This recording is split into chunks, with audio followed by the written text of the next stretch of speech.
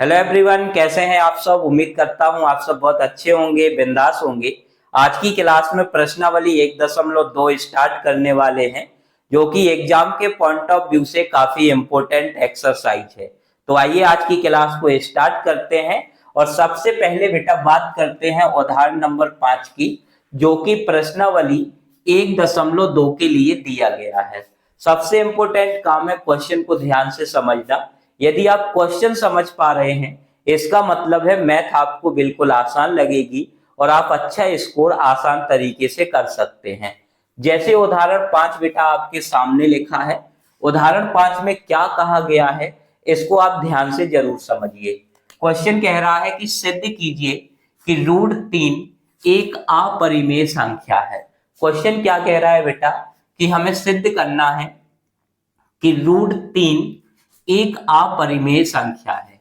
काफी important question है और इस टाइप के क्वेश्चन बार बार एग्जाम में रिपीट होते हैं, इसलिए हर एक क्वेश्चन को समझना हमारी जिम्मेदारी बनती है, ताकि एग्जाम में हम अच्छा स्कोर कर सकें। कैसे सिद्ध करना है, ध्यान से समझिए बेटा। सबसे पहला काम होता है कि जिस संख्या को हमें सिद्ध करना है, हम उसके विपरीत मान के चलते हैं। जैसे यहाँ पे हमें √3 को अपरिमेय संख्या सिद्ध करना है, तो हम अपरिमेय का उल्टा मान के चलेंगे, विपरीत मान के यहाँ पे चलेंगे। तो हम मान लेंगे कि माना कि, क्या करेंगे बेटा, कि माना कि √3 एक अपरिमेय संख्या सिद्ध करना है, तो हम इसके विपरीत मान लेंगे कि माना कि √3 एक परिमेय संख्या है। क्या है बेटा, परिमेय संख्या है। ये बात आपको समझ में आ गई होगी। एक सिंपल सा पॉइंट है कि जब भी हमें किसी संख्या को अपरिमेय संख्या सिद्ध करना हो, तो हम उसके विपरीत मान के चलते हैं। हम मान लेंगे कि माना कि √3 एक परिमेय संख्या है। अब हम जानते हैं बेटा कि जो परिमेय संख्याएं होती हैं, उसको P/Q के रूप में लिखा जाता है। इसका मतलब है कि जो √3 है, इस √3 को भी हम P/Q के रूप में लिख सकते हैं, जहां Q बराबर नहीं होता है किसके बेटा, 0 के। और P तथा Q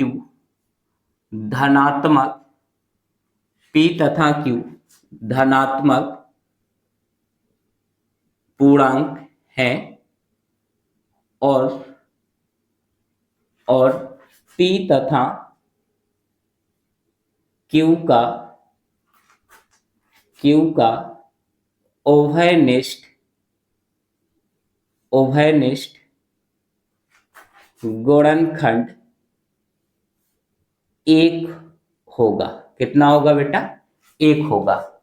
याद रखना है कि जो भी परिमेय संख्याएं होती हैं, उसमें P/Q के रूप में हम उसको लिख सकते हैं, जहां पे कंडीशन होती है कि Q बराबर नहीं होगा किसके, 0 के। और दूसरी कंडीशन होती है कि P और Q का जो उभयनिष्ठ गुणनखंड है वो कितना होगा, 1 होगा। या दूसरे शब्दों में हम कह सकते हैं कि P और Q सह अभाज्य संख्याएं हैं। दूसरे शब्दों में क्या कह सकते हैं बेटा, कि P तथा Q सह अभाज्य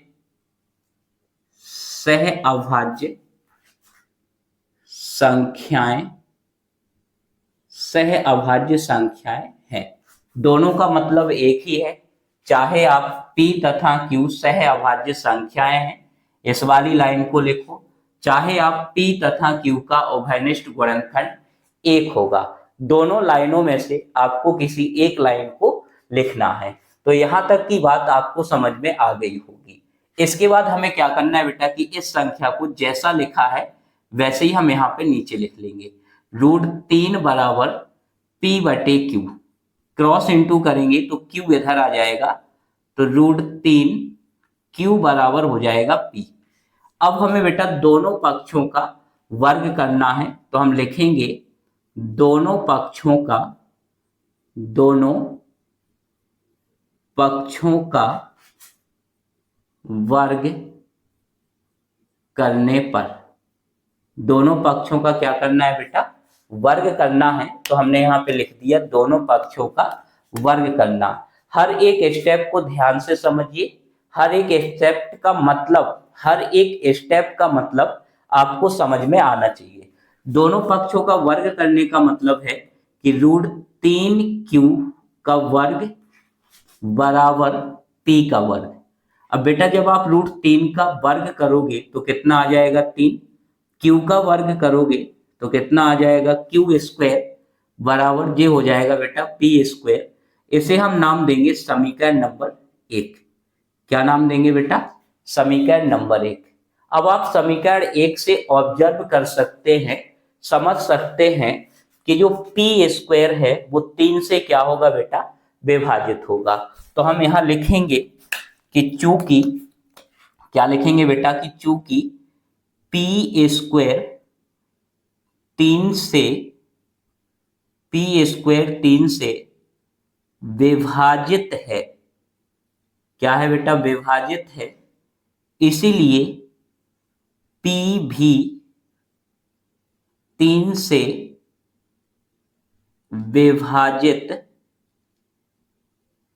विभाजित होगा। तो यहां तक का जो कॉन्सेप्ट है वो आपका क्लियर होगा। यहां पे आप देख सकते हो कि 3 q स्क्वायर बराबर लिखा है p स्क्वायर। इसका मतलब है कि 3 p स्क्वायर को क्या करेगा बेटा? विभाजित करेगा, इसलिए p भी 3 से विभाजित होगा। इसके बाद हमें क्या करना है बेटा? इसके बाद हम यहाँ पे मान लेंगे कि माना p बराबर। अब आपको कैसे पता चलेगा कि हमें किसके बराबर कंसीडर करना है, किसके बराबर मानना है? तो जो यहाँ पे विभाजित होगा, जैसे p विभाजित हो रहा है तो हम p बराबर मानेंगे, और जो संख्या विभाजित कर रही है उसके बराबर मानना है, और अपने मन से कोई भी यहाँ पे एक पूर्णांक लिखना है। जैसे हमने यहाँ पे r लिख लिया, तो हमने मान लिया कि p बराबर 3r। अब हम क्या करेंगे बेटा? कि समीकरण 1 से इसको आगे सॉल्व करेंगे। क्या लिखेंगे? समीकरण 1 से। समीकरण 1 हमने क्या बनाया है? समीकरण 1 बनाया है 3q स्क्वायर बराबर p स्क्वायर। अब यहाँ पे जो p की वैल्यू हमने 3r मानी है, इस वैल्यू को हमें समीकरण 1 में जो है वो रखना है। समीकरण 1 में रखेंगे बेटा तो हो जाएगा 3q स्क्वायर बराबर 3r का होल स्क्वायर। सॉल्व करेंगे तो 3q स्क्वायर बराबर 3 का स्क्वायर करेंगे तो 9, r का स्क्वायर करेंगे बेटा तो r स्क्वायर। 3 से 9 को डिवाइड करेंगे तो कितना बचेगा बेटा? 3। तो q स्क्वायर बराबर हो जाएगा 3r स्क्वायर। इसे नाम देंगे बेटा समीकरण नंबर 2। क्या नाम देंगे? समीकरण नंबर 2 नाम देंगे। तो ये सब कॉन्सेप्ट आपके क्लियर होंगे, हर एक स्टेप आपका क्लियर होना चाहिए। अब यहाँ पे हम देखेंगे बेटा कि जो 3 है वो q स्क्वायर को विभाजित कर रहा है।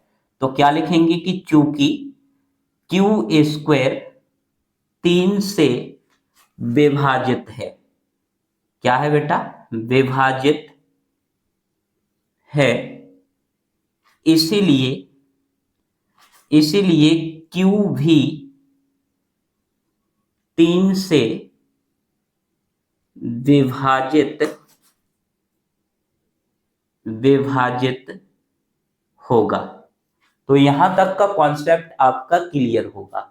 अब आप ध्यान से समझिए कि समीकरण 1 और समीकरण 2 से, समीकरण 1 से हमने यहाँ पे निष्कर्ष निकाला है कि जो p है वो 3 से विभाजित हो रहा है, और समीकरण 2 से हमें मिला है कि q 3 से विभाजित हो रहा है। इसका मतलब है कि जो 3 है वो q को भी विभाजित कर रहा है और 3 p को भी विभाजित कर रहा है। अर्थात p और q का उभयनिष्ठ गुणनखंड कितना होगा बेटा? 3 होगा। तो यहाँ पे हमें लिखना है कि समीकरण 1 व समीकरण 2 से, समीकरण 1 व समीकरण 2 से आप क्लियर तरीके से यहाँ पे देख सकते हो कि समीकरण 1 में हमें मिला है कि जो p है वो 3 से विभाजित होगा, और समीकरण 2 में Q 3 से विभाजित होगा, तो समीकरण 1 और समीकरण 2 से P तथा Q का उभयनिष्ठ गुणनखंड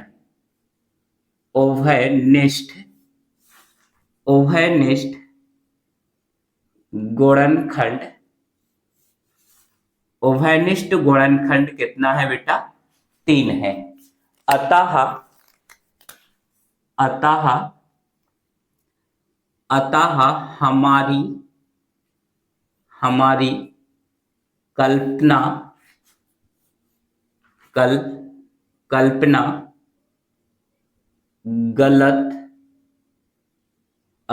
हमारी कल्पना गलत है। कल्पना का मतलब है जो चीज हमने मानी है। जैसे हमने शुरुआत में यहाँ पे माना था कि P तथा Q का उभयनिष्ठ गुणनखंड कितना है बेटा? 1 है। लेकिन सॉल्व करने के बाद हमें पता चलता है कि P तथा Q का उभयनिष्ठ गुणनखंड कितना है बेटा? 3 है। तब हम लिख सकते हैं कि हमारी कल्पना गलत है, इसीलिए √3 एक अपरिमेय संख्या है। क्या है बेटा? अपरिमेय संख्या है।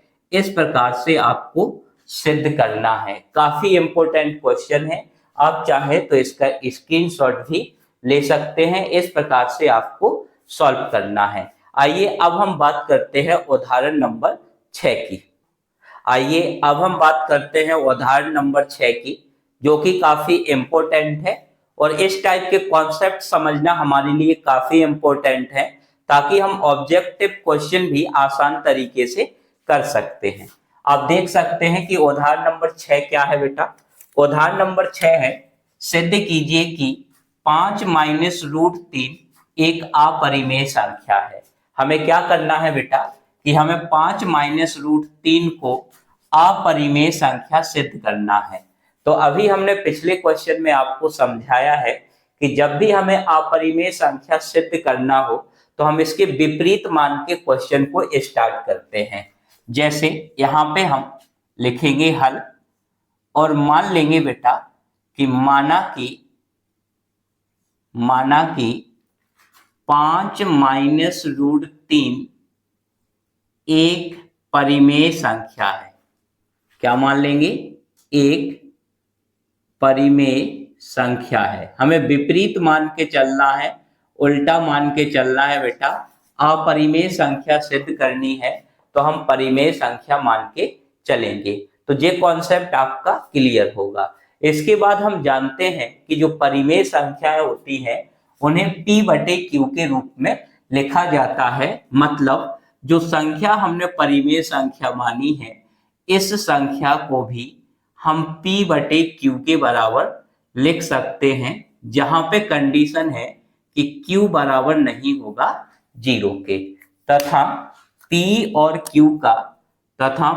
तथा Q धनात्मक पूर्णांक है। क्या है बेटा? धनात्मक पूर्णांक है। और P तथा Q का उभयनिष्ठ गुणनखंड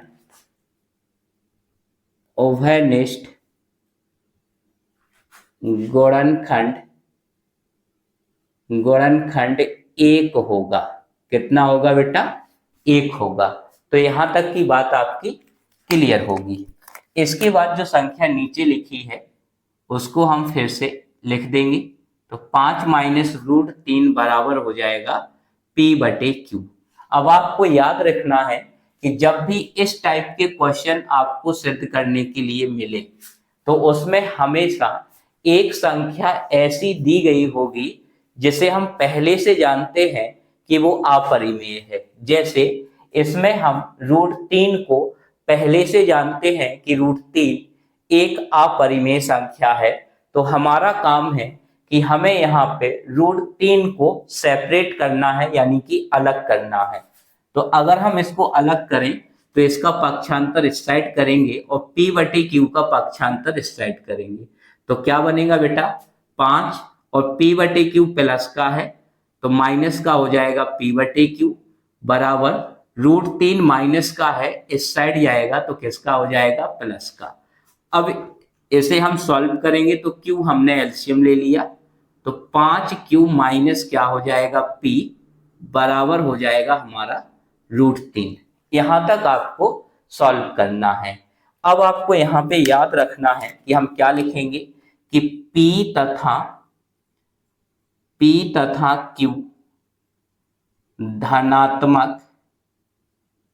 धनात्मक पूर्णांक है। क्या है बेटा धनात्मक पूर्णांक है, इसलिए 5q माइनस p बटे q एक परिमेय संख्या होगी। आपको याद रखना है कि p तथा q धनात्मक पूर्णांक है, इसलिए 5q माइनस p बटे q एक परिमेय संख्या होगी। और हम जानते हैं कि परिमेय संख्या के बराबर में जो संख्या लिखी होगी वो भी क्या होगी बेटा परिमेय होगी। अतः √3 भी एक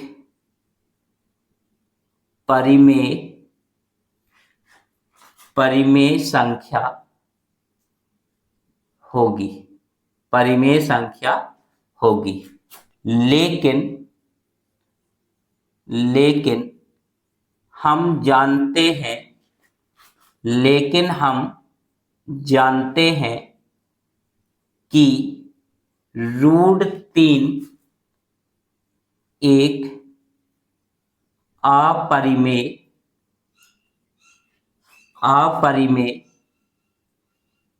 संख्या है।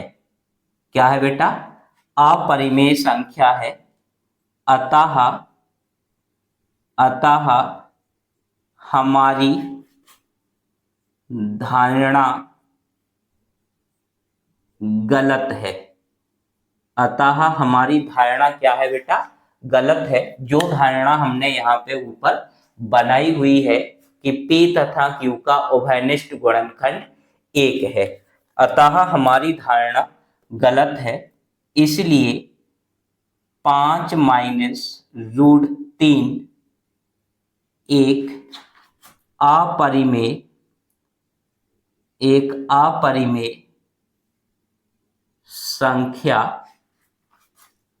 अपरिमेय संख्या होगी। उम्मीद है आपको इस क्वेश्चन का जो बेसिक कॉन्सेप्ट है वो आपका क्लियर होगा। यदि क्लियर है तो आप स्क्रीनशॉट भी ले सकते हैं और नोट्स जरूर बनाइए। तो इस टाइप के क्वेश्चन को हम आसान तरीके से सॉल्व कर सकते हैं। आइए अब हम बात करते हैं उदाहरण नंबर 7 की। उदाहरण नंबर 7 की, जो कि काफी इंपॉर्टेंट क्वेश्चन है और इस टाइप के क्वेश्चन का बेसिक कॉन्सेप्ट आपका क्लियर होगा। तो बेसिक कॉन्सेप्ट क्या है बेटा कि सबसे पहले हमें याद रखना है कि जब भी इस टाइप के क्वेश्चन हो जिसमें हमें किसी भी संख्या को अपरिमेय संख्या सिद्ध करना हो तो हम उसके विपरीत मान के क्वेश्चन को स्टार्ट करते हैं। तो हम यहाँ पे मान लेंगे कि माना कि 3√2 एक परिमेय संख्या है। क्या है बेटा एक परिमेय संख्या है। जब बेटा ये परिमेय संख्या है तो 3√2 को हम p बटे q के बराबर लिख सकते हैं, जहां q बराबर नहीं है किसके बेटा 0 के। अब यहाँ पे p तथा q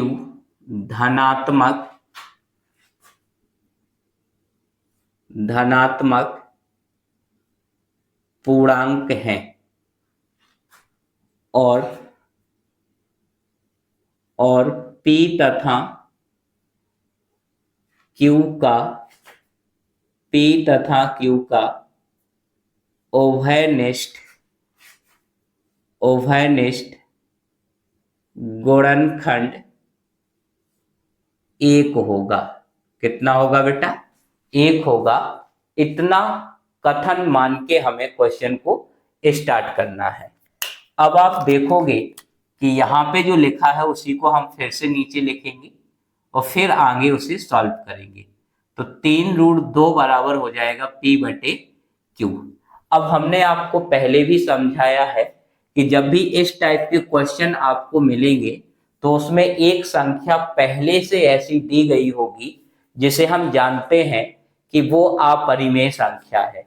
जैसे इस संख्या में √2 एक ऐसी संख्या है जिसे हम पहले से जानते हैं कि वो अपरिमेय संख्या है।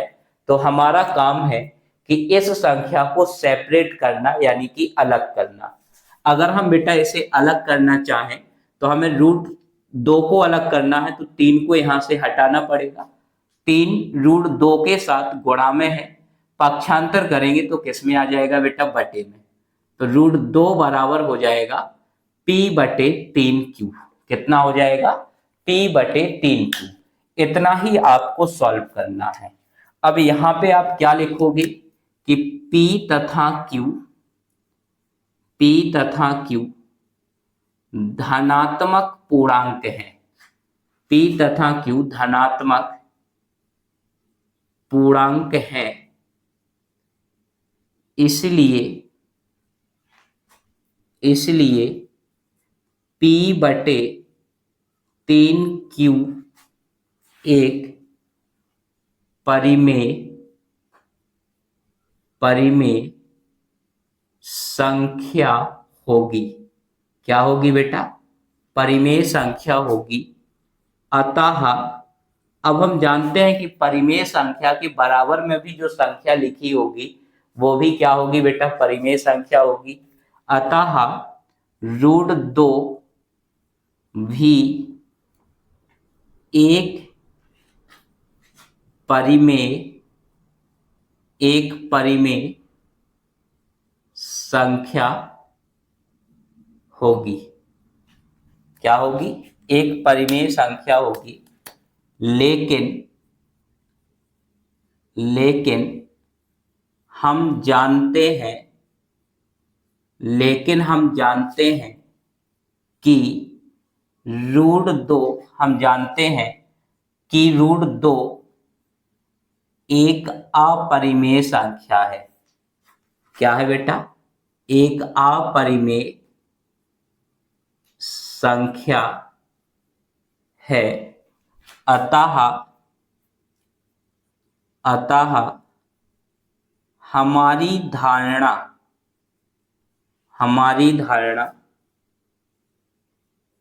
गलत है। इसीलिए 3√2 एक अपरिमेय संख्या है। क्या है बेटा? अपरिमेय संख्या है। इस प्रकार से उदाहरण नंबर 7 को आप आसान तरीके से समझ सकते हैं। नोट्स बनाने के लिए स्क्रीनशॉट जरूर ले लीजिए और याद रखिए, हमारे साथ जुड़ने के लिए चैनल को सब्सक्राइब जरूर कीजिए। हम आपको कंप्लीट एनसीईआरटी सॉल्यूशन, उसके बाद objective question, previous year question, आपको हर एक वो कॉन्सेप्ट क्लियर करवाएंगे जो कि एग्जाम के पॉइंट ऑफ व्यू से काफी इंपॉर्टेंट है। इसका मतलब है यदि आप चाहें तो 95 और 100 के बीच में या 100 नंबर बहुत आसान तरीके से ला सकते हैं। हमारे साथ जुड़े रहने के लिए चैनल को सब्सक्राइब कीजिए और अपने किसी भी डाउट के लिए आप हमें व्हाट्सएप मैसेज कर सकते हैं। आज की क्लास में इतना ही। मिलते हैं किसी नेक्स्ट क्लास में। तब तक के लिए धन्यवाद।